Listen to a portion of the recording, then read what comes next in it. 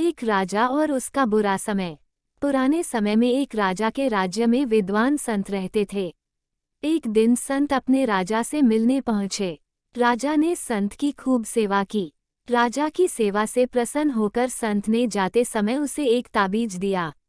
संत बोले, जब आपको ऐसा लगे कि आप किसी बड़ी मुसीबत में फंस गए हो और कोई रास्ता दिखाई नहीं दे रहा है, सब कुछ खत्म हो गया है, तब इस ताबीज को खोल लेना।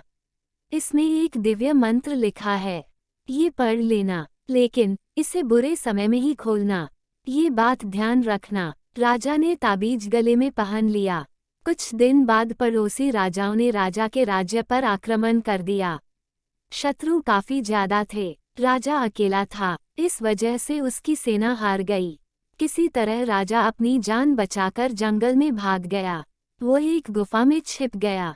गुफा में उसे शत्रु सैनिकों के कदमों की आवाज सुनाई दी तो उसे लगा कि अब मैं फंस गया हूँ, सब खत्म हो गया, सैनिक बंदी बना लेंगे। तभी उसे संत के ताबीज की याद आई। राजा ने तुरंत ही ताबीज खोला और कागज निकाला। उस पर लिखा था कि ये समय भी निकल जाएगा।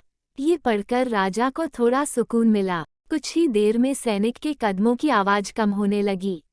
गुफा से झांककर राजा ने देखा तो सैनिक उस जगह से काफी दूर निकल गए थे। राजा तुरंत ही गुफा से बाहर निकला और अपने राज्य में पहुंच गया। इस तरह राजा जीवित बच गया। सीख, जीवन में अच्छे दिन हो या बुरे दिन, हमेशा नहीं रहते हैं।